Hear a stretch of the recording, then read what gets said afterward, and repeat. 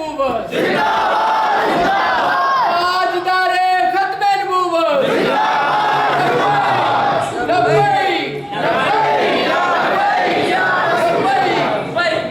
اللہ رب العزت ان کو ہر قدم کے بدلے کروڑوں نیکیاں عطا فرمائے اور ان کے علم میں عمل میں مزید برکتیں عطا فرمائے۔ یہ ختم نبوت کا عنوان جو ہے وہ ذمہ لگایا تھا علامہ صاحب کے، وہ کسی مجبوری کی وجہ سے آ نہیں سکے، تو ان کی جگہ پہ میں 2-3 باتیں عرض کروں گا، انشاءاللہ اس کے بعد جو ہے وہ پھر ذکر اور دعا ہو جائے گی۔ تو توجہ کے ساتھ بیٹھیے گا۔ نعرہ تکبیر، نعرہ تکبیر، نعرہ تکبیر، نعرہ رسالت، تاجدار ختم نبوت، تاجدار ختم نبوت، تاجدار ختم نبوت، نبی مکرم شفیع معظم جان کائنات صلی اللہ علیہ وآلہ وسلم کو اللہ رب العزت نے بہت ساری شانیں عطا فرمائی ہیں۔ حضور کو میرے رب نے وما ارسلناک الا رحمتا للعالمین بنا کے بھی بھیجا، حضور کو اختیارات بھی عطا کیے، حضور کو نور بھی بنایا اور حضور کو سب سے اعلیٰ بشر بھی بنایا۔ حضور کے بہت سارے اوصاف ہیں، حضور رحمت ہے، حضور دونوں جہانوں کے لیے رحمت ہے، حضور دونوں جہانوں کی جان ہے۔ اسی طریقے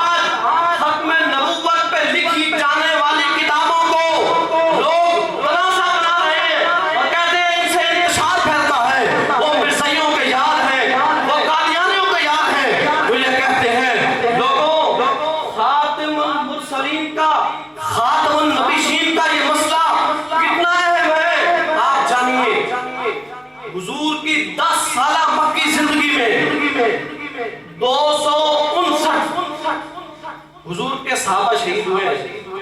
حضور کی 10 سالہ زندگی میں صرف 259 صحابی شہید ہوئے. لیکن ختم نبوت کا مسئلہ کتنا اہم ہے. جب مسلمہ کذاب نے اس نے لعنتی نے یہ دعویٰ کیا کہ میں نبی ہوں، اس وقت سیدنا صدیق اکبر کا دور تھا. صدیق اکبر نے قانون بنایا تھا کوئی بھی جنگ ہوگی اس میں مدنی صحابی نہیں جائیں گے کیونکہ وہ بڑے اعلیٰ ہیں. وہ 313 میں جو شامل تھے فرمایا مدنی صحابی نہیں جائیں گے. لیکن جب حضور کی ختم نبوت پہ حملہ ہوا صدیق اکبر نے اپنا بنایا ہوا قانون خود بدلا. فرمایا آپ بدری ہو یا غیر بدری کوئی بھی ہو، حضور کی ختم نبوت کا مسئلہ ہے. آپ سارے جو ہے وہ نکلے اور حضور کی ختم نبوت پہ پہرا دے.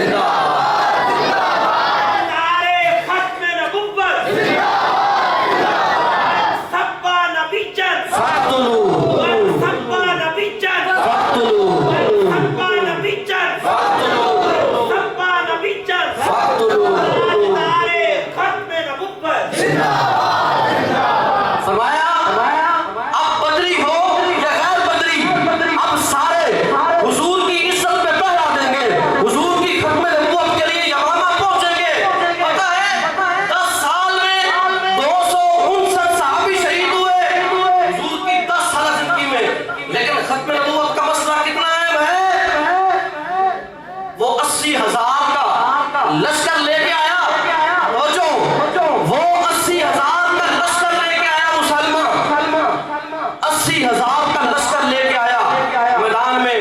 اور پھر 1,20,000 یا 24,000 کے قریب صحابی تھے. وہ سب نکلے حضور کی ختم نبوت میں پہرا دینے کے لیے. کسی بھی ایک صحابی نے یہ نہیں کہا کہ یہ لڑنا کیا شے ہوتی ہے، یہ بندے قتل کرنا کیا بات ہے. پیار سے ختم نبوت کا مسئلہ سمجھا دیتے ہیں. نہیں، صدیق اکبر نے فرمایا نہیں، اب نکلو اور تلواریں نکالو اور ان کو کاٹ کے رکھ دو. پتہ ہے مسلمانوں نے صحابہ نے کتنے لوگ قتل کیے؟ ان کے 36,000 بندہ صحابہ کرام علیہم رضوان نے قتل کر کے رکھ دیا. یہ ختم نبوت کا مسئلہ اتنا اہم ہے کہ 36,000 بندے صحابہ نے کاٹ کے رکھ دیے. کس لیے؟ حضور کی ختم نبوت کا مسئلہ تھا. حضور کی ختم نبوت پہ پہرا دینا تھا. اور پھر کیا ہوا؟ 10 سالہ زندگی میں 259 صحابہ شہید ہوئے. لیکن جنگ یمامہ میں حضور کے وہ صحابی حضور جن کے بارے میں فرماتے ہیں کہ اگر میرا صحابی جو کے دانے کے برابر خرچ کرے اور میرا امتی پورا احد پہاڑ جتنا خرچ کرے وہ پھر بھی میرے صحابی کے چھوٹے سے دانے کے برابر نہیں پہنچ سکتا. اس اہم جنگ میں حضور کے 1200 صحابہ شہید ہو گئے. حضور کے 1200 صحابی شہید ہوئے اور جن میں 11 بدری صحابی شہید ہو گئے. پتہ ہے کتنے عظیم الشان صحابی اس میں شہید ہوئے. حضور فرماتے ہیں میری امت کے سب سے بڑے قاری حضرت سالم جن کا نام ہے رضی اللہ تعالیٰ عنہ. وہ قرآن پڑھتے تھے تو حضور چھپ چھپ کے ان کا قرآن سنتے تھے. وہ اتنا پیارا قرآن پڑھتے تھے. وہ بھی اس جنگ میں شہید ہو گئے. حضرت ابو دجانہ جیسے شیر محبوب کریم علیہ السلام کی ختم نبوت پہ پہرا دیتے ہوئے شہید ہو گئے. اتنی اہم اور اتنی اہم جنگ تھی کہ صحابہ نے سر دڑ کی بازی لگا دی اور کاٹ کے ان کو رکھ دیا. حضرت حبیب بن زید کو مسلمہ کذاب نے پکڑا اور اس کو کہا اتشہد انی رسول اللہ، تو گواہی دیتا کہ میں اللہ کا رسول ہوں. وہ مسلمہ کہنے لگا جھوٹا. اس نے پکڑا اور کہا اتشہد انی رسول اللہ، کیا تو گواہی دیتا ہے کہ میں اللہ کا رسول ہوں؟ صحابی رسول نے یہ نہیں کہا بھائی تو نبی ہے یا نہیں. صحابی نے اس کو جواب دینا گوارا ہی نہیں سمجھا. فرمایا تو کیا بھونک رہا ہے؟ مجھے تو سنا ہی نہیں. تو کیا بھونکتا ہے؟ مجھے تو سنا ہی نہیں. پھر اس نے کہا اتشہد ان محمد رسول اللہ، کیا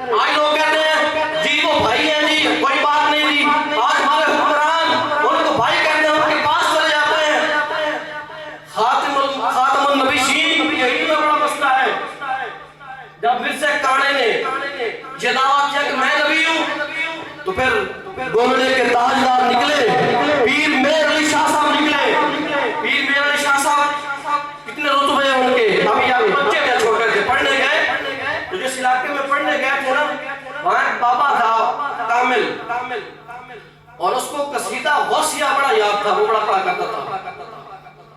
تو وہ جب مسجد میں آتا لوگ کھڑے ہوتے ان کی عظمت میں اور بڑے نعرے اور بڑی تعظیم تکریم کرتے۔ پیر میر علی شاہ صاحب وہاں گئے اسی مسجد میں نماز پڑھنے کے لیے، وہ بابا آیا، ساری مسجد کھڑی ہو گئی، لیکن پیر صاحب بیٹھے رہے۔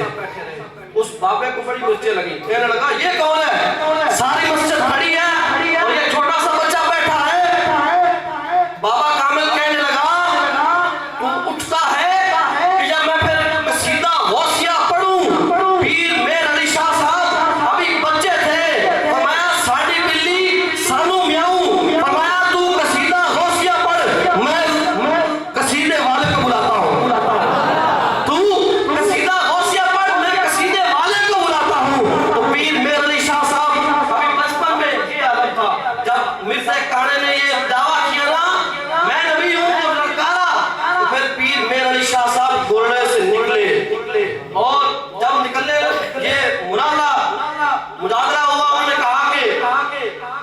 پیر میر علی شاہ صاحب نے اعلان کیا کہ میں آتا ہوں، کاغذ قلم وہیں رکھ دینا، اگر میرا کاغذ کے اوپر قلم خود چلنے لگ جائے تو میں سچا اور تو جھوٹا، اگر تیرا قلم چلا تو تو سچا۔ پیر میر علی شاہ صاحب نے اتنا بڑا اعلان کیا، جب نکلنے لگے تو اس وقت کے پاس کے مرید تھے، وہ کہنے لگے حضور آپ درویش آدمی ہیں، آپ فقیر آدمی ہیں، آپ کا یہ کام نہیں بنتا، آپ کدھر جا رہے ہیں؟ مولویوں کا کام ہے وہ کر لیں گے۔ پیر میر علی شاہ صاحب نے جملہ بولا، خدا کی قسم، فرمایا کیا کہتے ہو؟ مجھے ایسی غیرت فقیری نہیں چاہیے، جہاں رسول اللہ کی بات ہو وہاں کرنا لاہور میں حضور کی عظمت کو للکارتا رہے اور میر علی گولے میں بیٹھا رہے۔ پیر میر علی شاہ صاحب نکلے اور وہاں گئے، جب بعد میں لوگوں نے پوچھا میر علی شاہ صاحب آپ نے اتنا بڑا اعلان کر دیا کہ میری قلم خود لکھے گی، اگر نہ لکھتی تو کیا بنتا؟ پیر میر علی شاہ صاحب نے فرمایا اور دیوانے تم کیا سوال کرتے ہو؟ مجھ گلے نے زور لاندی ہے، فرمایا مصطفیٰ نے مجھے حکم دیا تھا، میں نے اعلان کر دیا تھا۔ فرمایا یہ تو قلم کی بات تھی نا، قلم کی، اگر آج مرزا مجھے مردے زندہ کرنے کا کہتا، خدا کی عزت کی قسم میں مردے زندہ کر دیتا۔ اگر مجھے مردہ زندہ کرنے کا کہا جاتا تو میں پھر مردے زندہ کر دیتا۔ یہ پیر میر علی شاہ صاحب تھے جن کی غیرت نے گوارا نہیں کیا کہ حضور کی عزت پہ حملے ہوں اور ہم اپنی پیریاں چمکائیں، حضور کی عزت پہ بات ہو ہم اپنے استانوں میں بیٹھے رہے۔ خدا کی عزت کی قسم سارے استانے، سارے مرید، سارے پیر حضور کے نالین پہ قربان ہیں۔ میرے مصطفیٰ کے جہاں نالین ہے وہاں کوئی چیز نہیں پہنچ سکتی۔ سب سے پہلے حضور کی عزت، سب سے پہلے حضور کی عظمت، سب سے پہلے حضور کی حرمت، سب سے پہلے میرے آقا کا نام ہے۔ میرے مصطفیٰ کریم علیہ السلام کے بارے میں رب خود فرماتا ہے، فرماتا ہے لولا کلمات حد الربو بیشا، فرمایا خدا کی عزت کی قسم میں اپنے رب ہونے کا دعویٰ بھی نہیں کرتا اگر میرے محبوب کو بنایا ہوگا۔ فرمایا میں اپنے محبوب کو نہ بناتا میں اپنے رب ہونے کا اعلان بھی نہ کرتا۔ مصطفیٰ کریم علیہ السلام وہ ہستی ہیں، وہ ذات ہیں جن کے لیے کائنات بنائی گئی ہے، جن کے لیے سب کچھ سجایا گیا ہے۔ لوگوں یہ خاتم النبیین نبی کریم علیہ السلام یہ اپنے بچوں کو بتائیں، یہ آنے والے فتنے آپ کو اس لپیٹ میں لیں گے، اور آج ہم کس طرح دین سے دور ہو چکے ہیں اور مرزائیوں کو بھی بھائی کہنا شروع کر دیا ہے۔ ہم قریب یہ وقت آنے والا ہے ہمارے بچوں کو دین کی دوری کی وجہ سے پتہ نہیں ہوگا اور وہ ان کے ساتھ جا مل بیٹھیں گے۔ خدا کی عزت کی قسم بڑا حساس مسئلہ، بڑا ایمان کا مسئلہ ہے۔ آج اپنی اولادوں کو بتائیں کہ یہ قرآن کا اٹل فیصلہ ہے، ما کان محمد ابا احد من رجالکم ولکن رسول اللہ وخاتم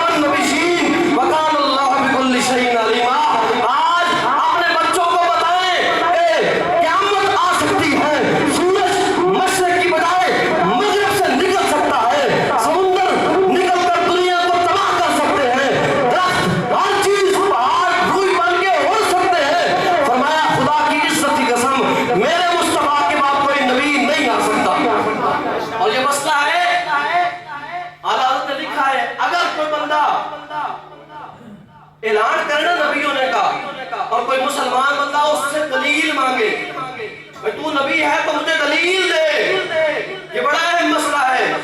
اگر کوئی نبی ہونے کا دعویٰ کرتا ہے تو کوئی بندہ اس سے یہ دلیل مانگے کہ تو دلیل دے تو نبی ہے، فرمایا وہ دلیل مانگنے والا بھی کافر ہو جاتا ہے۔ وہ دلیل مانگنے والا خود کافر ہو جاتا ہے۔ کیوں؟